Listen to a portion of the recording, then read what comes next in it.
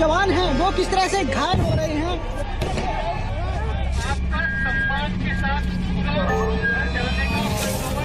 आज इस स्थिति को देखते हुए मेरे आस्था बिल्कुल खत्म हो चुकी है।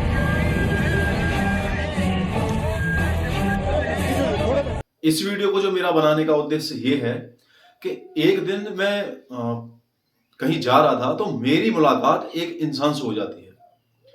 वो मुझे एक पुस्तक देता है जिस पुस्तक का नाम था गीता तेरा ज्ञान अमृत, और हो सकता है आप बहुत सारे लोगों ने भी उस पुस्तक को पढ़ा होगा या ज्यादा नहीं तो देखी तो होगी। अब बात करते हैं कि इस पुस्तक को लिखा कितने हैं। इसे लिखा है बहुत ही परम पूजनीय संत रामपाल जी ने, मगर ये बात अलग है कि वो अब जेल में है। उसके जो अनुयायी हैं, उसके जो शिष्य हैं, उसके सामने परम पूजनीय लगा के बात करते हैं, मगर रामपाल पर न जाने कितनी धाराएं हैं, जैसे देशद्रोह, रेप, लोगों को भड़काना, लोगों को गुमराह करना और हिंसा फैलाने जैसी धाराओं में वो इस टाइम जेल में है। तो आज हम बात करेंगे रामपाल के बारे में, क्या उसने जो किया वो सही था या गलत था। मेरा नाम है भूपेंद्र, आप देख रहे हैं भूपेंद्र ऑफिशियल। तो चलिए शुरू करते हैं। तो उसका शिष्य वो मुझे किताब देता है और मैं थोड़ी सी उस किताब को देखता हूं। वैसे तो उस किताब को मैंने लगभग पूरा पढ़ लिया है, तो मुझे उसमें क्या है, भगवान की किस तरह से अवहेलना की गई है, किस तरह से भगवान को गलत बताया गया, और बताया गया है कि सबसे बड़ा भगवान तो कबीर है। इस तरह से उस किताब को तोड़ मरोड़ के गीता के श्लोकों को और उनको प्रस्तुत किया गया है। तो वो मुझसे बात करता और कहता है कि तुम मुझसे शास्त्रार्थ कर लो और बात कर लेते हैं कि तुम्हारा धर्म वैध है। तो मैंने उससे साफ कह दिया कि मुझे शास्त्रार्थ नहीं आता है, मैं रामपाल पर बात कर लेता हूं। तू शास्त्रार्थ पर बात करना चाहता है, मुझे शास्त्रार्थ आता नहीं है, मैं कर लेता हूं रामपाल पर बात। तो मैंने उससे सिर्फ उसी के लिए है, इस वीडियो को वो भी शायद देखेगा, तो मैं उससे सिर्फ इतना पूछना चाहूंगा कि इस दुनिया में ऐसा कौन सा संत है जो अपने भक्तों के हाथ में पूजा की थाली लेके हथियार थमा देना चाहता है, जैसे कि रामपाल ने किया। ऐसा कौन सा संत है जो देशद्रोह सिखाता है, अपनी मातृभूमि के साथ लड़ना सिखाता है। और बहुत सारी मैं बातों को अगर देखना चाहूं, जब रामपाल को कोर्ट से नोटिस गया, कोर्ट से नोटिस जाता है रामपाल को, तो रामपाल कोर्ट में, अदालत में 42 बार नोटिस पर अपने आप को पेश नहीं करता है। 42 बार नोटिस जाता है। तब हरियाणा सरकार एक्शन लेती है उसे अरेस्ट करने के लिए, और यह बात पता चल जाती है रामपाल को। जब रामपाल को यह पता चल जाती है तो वो एक काम करता है, सबसे पहला कि जितने भी अपने भक्त थे उनको इंफॉर्मेशन देता है कि आश्रम में सत्संग होने वाला है, और बहुत सारी संख्या में पूरे देश से वहां शिष्य आना शुरू हो जाते हैं और आश्रम में एक बहुत बड़ी भीड़ हो जाती है। और साथ ही साथ मैं बता दूं कि रामपाल ने खुद की सेल्फ आर्मी भी बनाई थी। अब संतों को आर्मी की क्या जरूरत, किसी से लड़ना है। उसके आश्रम में पेट्रोल बम, ग्लोल, बंदूक, ब्लैक कैट, कमांडोज की ट्रेनिंग देता था अपने अनुयायियों को। और बहुत सारे जब वहां लोग आ जाते हैं, बहुत सारे लोग, तो उन्हें अंदर लेके ह्यूमन शील्ड की तरह उन्हें यूज करता है। उन लोगों को बंधक बना लेता है और पुलिस से कहता है कि मुझे अगर अरेस्ट करोगे तो मैं इन्हें हानि पहुंचाऊंगा और क्षति पहुंचाऊंगा या मार भी दूंगा। ऐसा लगातार पुलिस की जद्दोजहद के बाद काफी दिन तक चलती रहती है बहस, और बहुत सारे उसके इतने सारे तथ्य हैं जिन्हें देख के साफ पता लगाया जा सकता है कि वो लोगों को सिर्फ बेवकूफ और सिर्फ बेवकूफ बनाने की कोशिश कर रहा था। जैसे कि एक किस्सा है, ये वाला किस्सा देखिए आप। हम दोनों भाइयों में काफी दिनों से जमीन के बंटवारे को लेकर विवाद था। उसी के चलते दिनांक 12/6/2008 को समय सुबह 6 बजे बड़ा भाई बंदूक लेकर आ गया। जब मैं पशुओं को चारा डाल रहे थे, आकर कहा कि सावधान हो जा, और मुझ पर 10 फीट की दूरी से अपने हाथ में ली हुई 12 बोर की बंदूक से मुझ पर 2 फायर कर दिए, जिससे मेरे शरीर पर धुआं ही धुआं छा गया। मुझे गोली नहीं लगी और मेरा बड़ा भाई बंदूक लेकर भाग गया और दूर जाकर बड़े मेरे बड़े भाई ने भगत राघवेंद्र सिंह को जाकर फोन करके बतलाया, ये राघवेंद्र सिंह आया है, उसको बुलाना। फोन करके जाकर बताया कि जब मैंने गोली चलाई तो मुझे सामने सतगुरु रामपाल जी महाराज ने अपने हाथों में, जब मैंने गोली चलाई तो सामने सतगुरु रामपाल जी महाराज ने अपने हाथों में स्वयं गोली लेते हुए मुझे अपने हाथों में सतगुरु रामपाल जी दोनों गोली लेते हुए दिखाई दिए, जिससे मैं डरकर भाग आया हूं।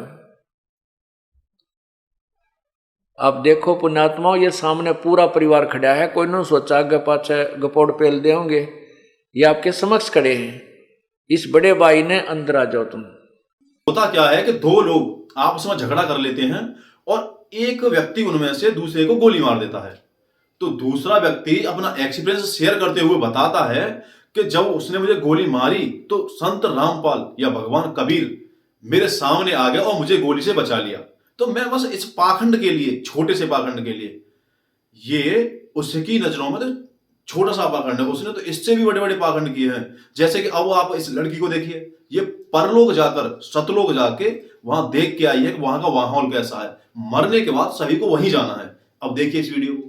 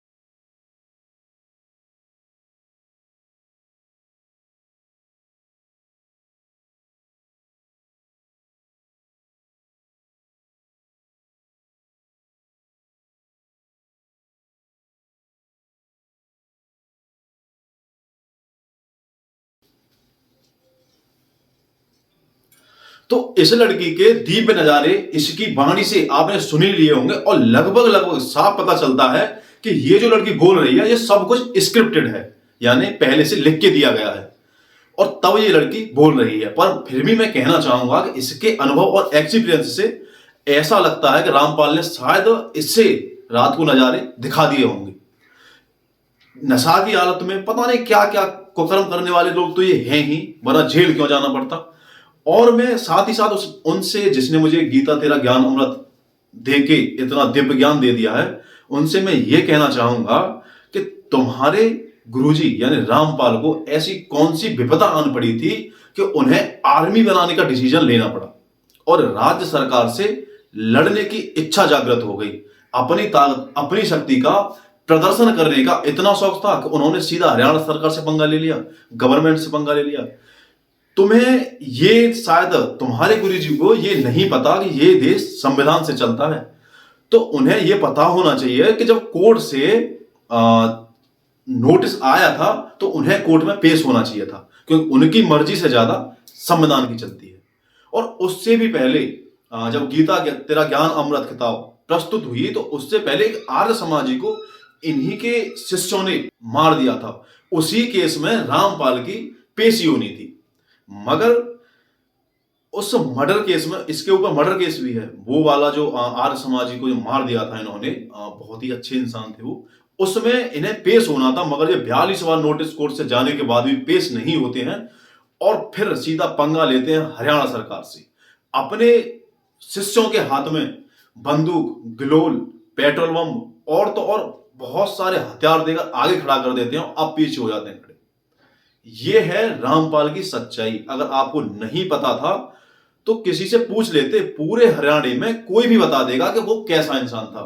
फिर भी उसके अनुयायी अभी उनकी पूंछ सीधी नहीं हो रही। इतना होने के बावजूद भी उन्हें सब कुछ पता है कि रामपाल व्यभिचारी है, बलात्कारी है, अत्याचारी है, दुष्कर्मी है, मगर उनकी जो बुद्धि है ना वो भ्रष्ट हो चुकी है। उसके पैरों तले खुद की, उसके पैरों तले दब के उनकी बुद्धि नष्ट हो चुकी है। वो विवेक शून्य है, पढ़े लिखे है नहीं, एजुकेटेड नहीं है। बात करते हैं शास्त्रार्थ की, शास्त्रार्थ नहीं करना। हमें सबसे पहले यह जानना है कि जिसके तुम अनुयायी बने हो वो इंसान कैसा है। और मेरी नजर में और सभी सनातनियों की नजर में वो इंसान जीरो है, उसके अंदर इंसानियत बाकी नहीं है। अगर होती तो उस दिन जब सतलोक में लोगों को ह्यूमन शील्ड की तरह यूज किया गया और उन्हें अंदर एक राख के बिन खाने के 4-5 दिन रखा गया, सिर्फ इसलिए क्योंकि रामपाल को अरेस्ट होने से बचाया जा सके। तो मेरा यही कहना है, ऐसे लोगों से बचें और अपने विवेक का प्रयोग करें और गीता तेरा ज्ञान अमृत बिल्कुल न खरीदें। धन्यवाद।